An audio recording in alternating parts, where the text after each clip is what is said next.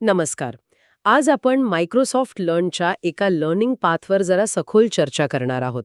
याचं नाव आहे GitHub foundations part 2 of 2. आता हे नाव ऐकूनच पहिला प्रश्न मनात येतो की अरे पार्ट 2 मग पार्ट 1 कुठे आहे? पण काळजी करू नका, हा मार्ग अशा प्रकारे बनवलाय की कोणीही अगदी नवशिक्या व्यक्तीसुद्धा थेट इथूनच सुरुवात करू शकते. अगदी बरोबर.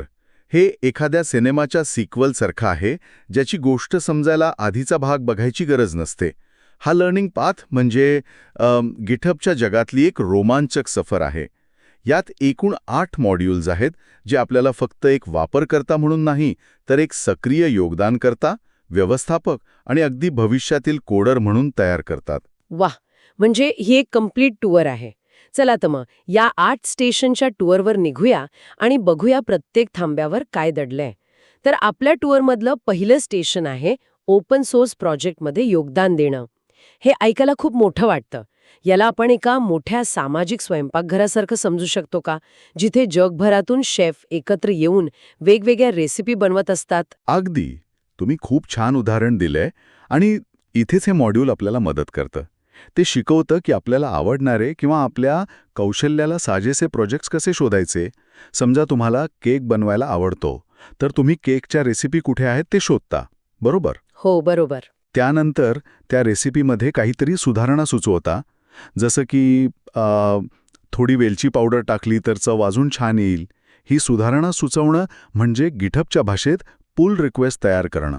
अच्छा, म्हणजे मी थेट जाऊन रेसिपी बदलू शकत नाही, मला आधी मुख्य शेफला विचारावं लागेल. अगदी बरोबर.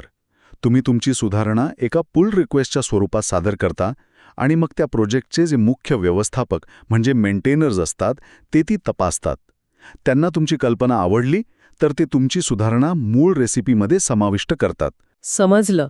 म्हणजे इथे संवाद साधण्याचं कौशल्य महत्वाचं आहे. हो, आणि आपल्या सूचना व्यवस्थित कशा मांडायच्या हेच हे मॉड्यूल आपल्याला शिकवतं. ठीक आहे. आता आपण आलो आहोत दुसऱ्या स्टेशनवर, इनर सोर्स. हे नाव थोडं विचित्र आहे. ओपन सोर्स तर ऐकलंय, पण हे इनर सोर्स काय आहे? हां, याची कल्पना खूपच रंजक आहे. विचार करा, ओपन सोर्समधली एकत्र काम करण्याची जी कल्पना आहे, तीच जर एका कंपनीने फक्त स्वतःच्या कर्मचाऱ्यांसाठी वापरली तर त्यालाच इनर सोर्स म्हणतात. अच्छा, म्हणजे मोठ्या हॉटेलच्या आतलं स्वयंपाकघर. बाहेरच्या कोणालाही प्रवेश नाही, पण हॉटेलमधला कोणताही शेफ दुसऱ्या शेफच्या रेसिपीमध्ये सुधारणा सुचवू शकतो. परफेक्ट. अगदी तेच. पण यामुळे तर कामाचा वेग खूप वाढेल. म्हणजे कंपनीतल्या एका टीमने बनवलेल्या सॉफ्टवेअरमध्ये दुसरी टीम मदत करू शकते. नक्कीच. आणि हेच मॉड्यूल आपल्याला हेच शिकवतं. कंपनीमध्ये असे प्रोजेक्ट्स कसे तयार करायचे जे दुसऱ्या टीम्सना सहज सापडतील, त्याबद्दलची माहिती म्हणजे रीडमी फाईल्स स्पष्टपणे कशी लिहायची आणि सूचना देण्यासाठी किंवा समस्या मांडण्यासाठी टेम्पलेट्स कसे वापरायचे. म्हणजे कंपनीच्या आत एक सहकार्याचं आणि पारदर्शकतेचं वातावरण तयार करणं. बरोबर. थोडक्यात कंपनीच्या आतल्या भिंती तोडून पूल बांधण्यासारखं आहे. छान आहे कल्पना. पण आता पुढचं स्टेशन आहे सुरक्षितता. आपण रेसिपी तर बनवली, पण त्यात कोणी भेसळ केली किंवा साहित्यच खराब दर्जाचं वापरलं तर? अगदी बरोबर. आपल्या सॉफ्टवेअरचंही तसंच आहे. ते सुरक्षित असणं खूप गरजेचं आहे. हे मॉड्यूल म्हणजे आपल्या डिजिटल स्वयंपाकघरासाठी एक सुरक्षा मार्गदर्शक आहे. यात आपण शिकतो की आपल्या कोडमध्ये म्हणजे रेसिपीमध्ये काही असुरक्षित घटक आहेत का हे कसं तपासायचं. म्हणजे आपण जे तयार मसाले वापरतो ते चांगले आहेत की नाही हे तपासण्यासारखं? अगदी. गिटहबमध्ये डिपेंडाबोट नावाचं एक स्वयंचलित मदतनीस आहे. तो सतत आपल्या साहित्यावर म्हणजे डिपेंडन्सीजवर लक्ष ठेवतो आणि काही धोकादायक आढळल्यास आपल्याला लगेच सावध करतो. अरे वा, म्हणजे एक 24 तास सुरक्षा रक्षकच जणू. आणि समजा माझ्याकडून अनावधानाने काहीतरी गुप्त माहिती जसं की पासवर्ड कोडमध्ये गेली तर? उत्तम प्रश्न. अशा चुका होऊ शकतात. हे मॉड्यूल आपल्याला शिकवतं की अशी संवेदनशील माहिती जर कोडच्या इतिहासात म्हणजे हिस्ट्रीमध्ये कुठेतरी नोंदवली गेली असेल तर ती कायमची कशी काढून टाकायची. म्हणजे फक्त डिलीट करून नाही चालणार? नाही. जेणेकरून भविष्यात कोणीही तिचा गैरवापर करू शकणार नाही. यासाठी एक विशिष्ट प्रक्रिया वापरावी लागते. ठीक आहे. आता आपण अशा एका स्टेशनवर आलो आहोत जिथे थोडे गंभीर निर्णय घ्यावे लागतात. गिटहब प्रशासन. हे म्हणजे हॉटेलचा मॅनेजर होण्यासारखं आहे की नाही? कोणाला स्वयंपाकघरात प्रवेश द्यायचा, कोणाला फक्त जेवणाची परवानगी द्यायची हे ठरवणं. हा, अगदी तसंच. हे मॉड्यूल इंटरमिडिएट स्तराचं आहे आणि हे प्रशासकांना लक्षात घेऊन बनवलं आहे. यात संघटनात्मक रचना आणि परवानगीचे स्तर म्हणजे परमिशन लेव्हल्स याबद्दल शिकवलं जातं. म्हणजे कोणी फक्त कोड बघू शकेल, कोणी त्यात बदल करू शकेल आणि कोणी नवीन सदस्यांना समाविष्ट करू शकेल, असं काहीसं? बरोबर.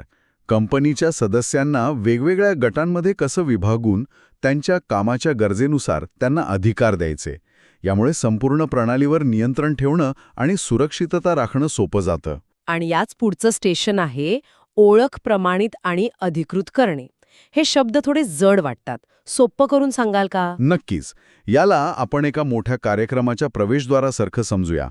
ऑथेंटिकेशन म्हणजे तुम्ही तुमचं ओळखपत्र दाखवून हे सिद्ध करता की तुम्ही तीच व्यक्ती आहात जिचा तुम्ही दावा करत आहात. अच्छा, मी कोण आहे हे सांगणं. हो.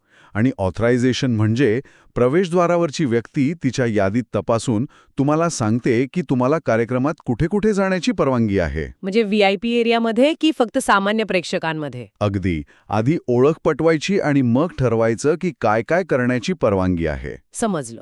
हे मॉड्यूल आपल्याला हेच शिकवतं की गिटहबमध्ये वापरकर्त्यांची ओळख कशी पटवायची आणि त्यांना त्यांच्या भूमिकेनुसार अधिकार कसे द्यायचे. यात सॅम्युअल एसेसो सारख्या तंत्रज्ञानाबद्दलही माहिती दिली आहे.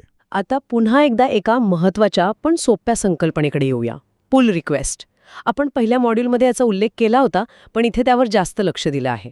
हो, कारण ही गिटहबवरील सहकार्याची मूळ प्रक्रिया आहे. हे मॉड्यूल म्हणजे पुल रिक्वेस्टची ABCD शिकण्यासारखं आहे.